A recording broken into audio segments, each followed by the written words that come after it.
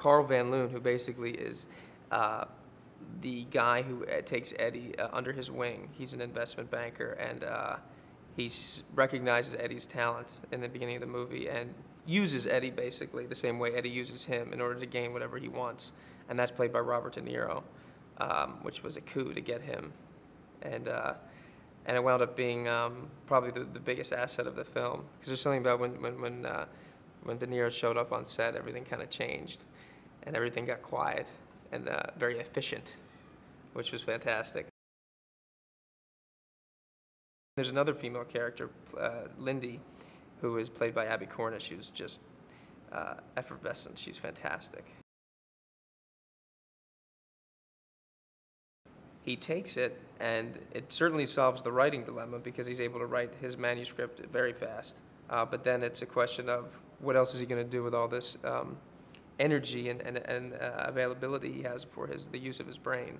And he goes to, which is logical, gaining things that he doesn't have, which is power based on financial gain. And what happens with that is pretty monstrous. And fantastic. You know, he flies high for a while, and then it's going to catch up to him. And also, what happens to, I mean, is this drug that clean that there's no side effects? And he gradually learned that there's a lot more than what he bargained for. This movie needs a director that has a real vision on how to tell the story, and he was very clear from the beginning. He had all these photographs that he had used as examples of how aesthetically he wanted the movie to be, and he showed me, and I got very excited about it. And then the filming process, he's effortless to work with also, because there's absolutely no ego, yet he knows exactly what he wants to do. I was definitely scared to play this role, yeah.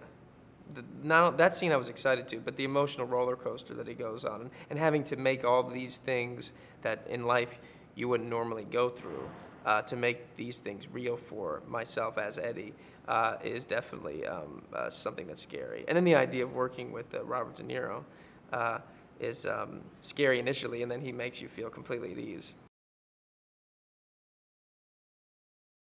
The movie really is about power and the abuse of power, and the idea of what would happen if you could be the best version of yourself. First of all, what would that be?